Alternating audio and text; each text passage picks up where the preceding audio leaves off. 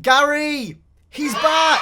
And today, we're not actually going to be using this Porfamante, we're going to be using the 240Z, which I actually still need to go and buy. You can tell I'm recording this like at 1 o'clock in the afternoon because it's really, really light in here. So Gary's been away for about 2 weeks now. I didn't realize it'd been so long since the last episode. I looked in the comments of that video and you guys were suggesting to use this 240Z. Now, the 240Z is actually a really good car from previous games. Also, customization rating is 9 out of 10. So this should be a relatively interesting video. I'm very interested to see where this lands on Gary. I don't even know what engine swaps are available for this car. I've pretty much done no background research for this. This is completely blind. For those of you that don't know and you're new to the channel, Gary is a series where we take a car, customize it, and race it around Rebe to put it on a big leaderboard, which is actually surprisingly getting a lot of times on now. Like, there's a lot of times on this leaderboard now. It's starting to like bluff out a little bit. Starting to look all chunky. La-di-da-di-da.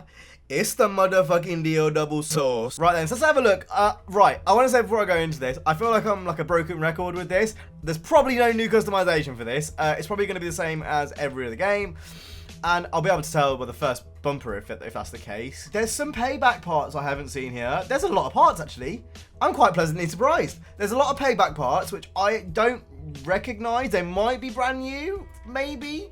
I've never seen these parts in my life, but that may be because I didn't play much of Payback. I think what we're going to do, though, is I'm going to be really boring. I don't think I've ever made a Pandem kit on this car. I don't even remember them being a Pandem kit last time I used this car. The last time I used it probably would have been Need for Speed 2015, but there is a Pandem kit for this, so I'm very, very tempted to make the Fuguzi. But there is a lot of parts on this car.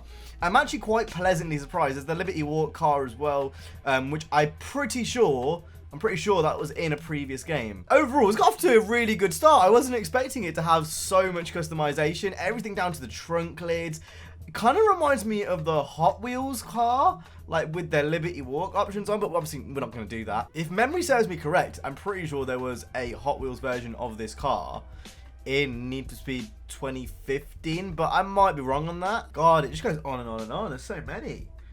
Now, this is what I expected for most of the tuner cars. Like, this is what I want to see from most tuner cars. This is a really good job with this. Again, I don't know whether this is just me being ignorant and the fact that I don't know if this was from Payback or not. But, like, regardless, there's this really, really surprised by this. Right, I think we've done all of it. Is there any roof options? Oh my god, there is a roof option. That is definitely from Payback.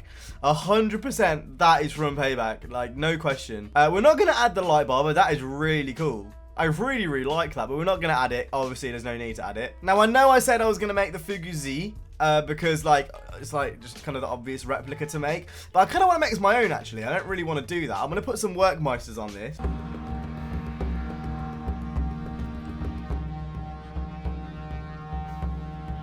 Please, for the love of God, can we separate these into manufacturers, please? I actually think that's the reason why I don't use these Workmeisters all that much. It's just because it takes so long to get to them, man. Now, I'm actually not going to match the rims. I think I'm going to mix it up a little bit. I'm either kind of tempted between these Workmeister M1s or the CR01s here. I don't know which ones to use. Oh my god. I actually can't.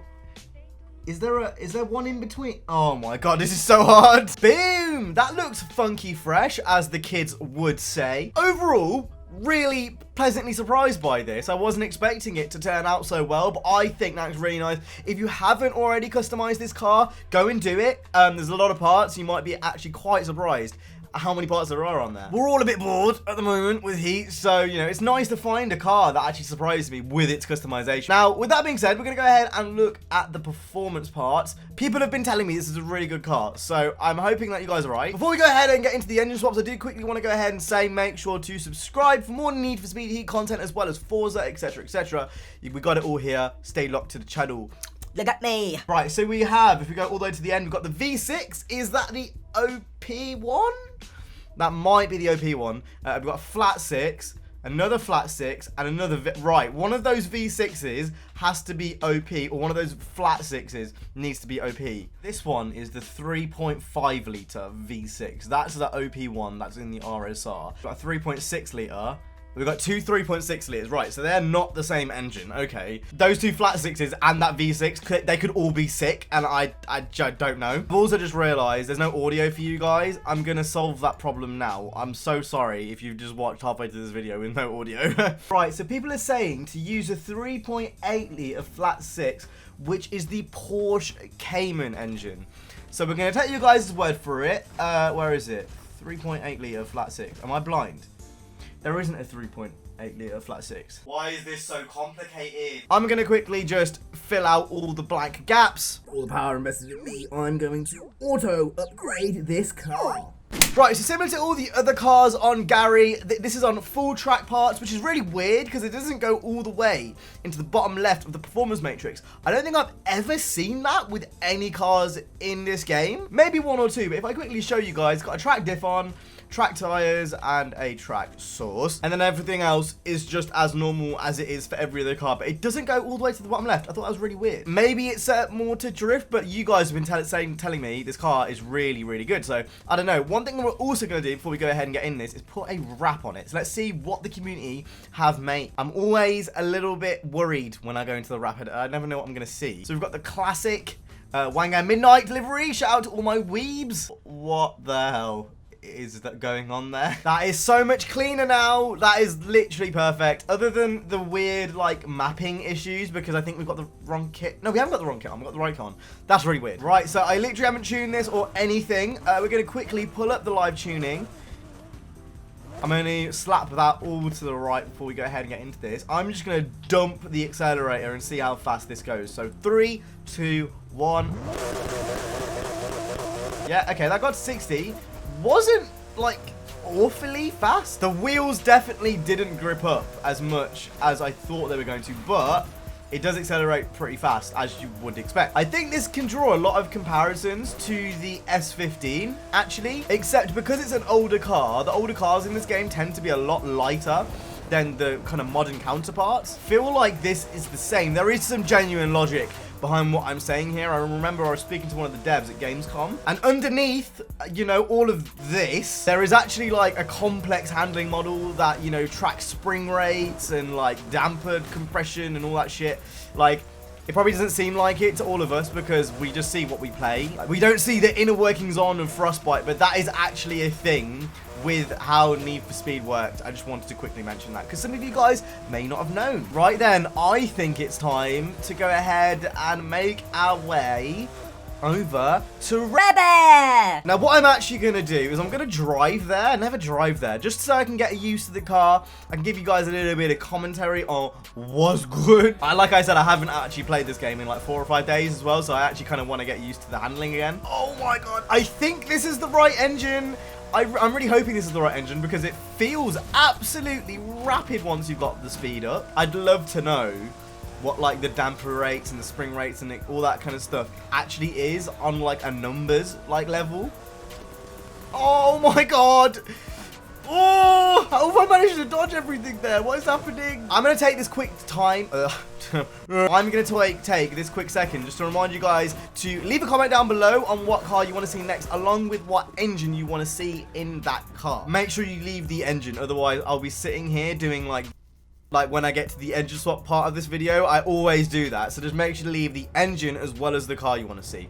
Right, let's get it! I should probably get Gary up on my second monitor before this loads in. Right, we're going to restart that because I wasn't prepared. So the top time on this leaderboard is the RSR 3.5 with the V6 that did a 2:49. The NA MX5 upwards, that is an absolutely commendable time. Those cars above the NA MX5 are all very, very good. So if it even does anywhere close to that, my hat goes off. What I'm actually going to do right now as I'm gaming with my mind is I'm going to color code what I think is a good time and what I think is a kind of a bad time.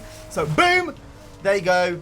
It's been color coded now. If it's in the green, then we smoking that good. It is so easy to handle. Oh my god, this genuinely could be one of the easiest cars I've used handling wise. I know I mentioned it being really, really light earlier, but it has a steering sensitivity which makes it feel a little bit heavier. Oh my god, what the fuck? Look at that. Right. Oh my god. Did you see see how close I was to the barrier then? Oh, hold this phone, Zo. Zo. Hold this phone, Zo. No, you need to restart. Why did I do that? Hold this phone, Zo. All the angry gamers in chat like, oh my god, I can't believe you just did that for the meme. You were just doing that to get your video to 10 minutes. High stakes is going to happen, by the way. I might do high stakes tomorrow, actually. If you want high stakes tomorrow, vote for me. Like, give me loads of comments and votes and views, and then I'll do it. I didn't give a prediction. I usually give a prediction in these videos, don't I? I predict NA MX-5 Ford GT. That's where I think this is going to go. Again, it's been a while since I've used those cars, but from everything that I'm, you know, being like feeling right now within my gamer control. Oh my god, what the hell is happening? That was fucking, oh no. I'm really concentrating right now. I don't know why that is, but every single time when I go through that high speed corner, with some of the cars, I clip up like mad. Some people say it's because I take a really weird line that goes off-road and stuff. Well, off-road in inverted commas. I'm doing it in this. It's not, I don't think I've had one clipping problem in this car. Now, I think that might have something to do with the kit I've got on, but whatever it is, it's going to make you faster. Like, that is a genuine thing. If the car isn't clipping, then just going to decrease your times, isn't it? I really hope I didn't jinx that. Watch it clip me into the ceiling now. Right, so we're coming down to the main straight here. I could probably maybe get like a little bit faster. I think that overall as a pretty average time is most certainly not going to be at the top of the leaderboard, but we already knew that. Right, don't mess up my... I swear to fucking Christ. First lap did a 2:58. That makes it faster than the FX XK, but we're going to do that again. I think this has it in it to be faster than the Ford GT, if you want me to be honest. So I'm going to go silent here. I'm going to go and get my gamer glasses on. 159. Wow, that's fast. And it's got really dark in my room all of a sudden. Oh, this looks really weird. It looks like I'm in a dungeon or a strip club. What the fuck? I got too distracted by the strippers in the background, which I can't show you, otherwise I'll get demonetized. Right, coming down the back straight here. This is rapid. This is a really good time. I think that's a testament to how easy the car is to handle. We're coming in across the line at 2:54.83. Oh my god. Where does that land it? That's not that far off the normal RSR that we tested in the first episode. That is absolutely nuts. This is the fastest JDM car in the game. Am I right in saying that? I wasn't expecting that. I honestly really wasn't expecting that. Absolutely nuts. Gary now, he's starting to look chubby. He's starting to look a little bit fat. It's color-coded. You forgot it's color-coded. Really surprising results today. Let me know what you want to see in the next episode along with the engine swap as well with that car. I will see you guys soon. Stay safe and peace.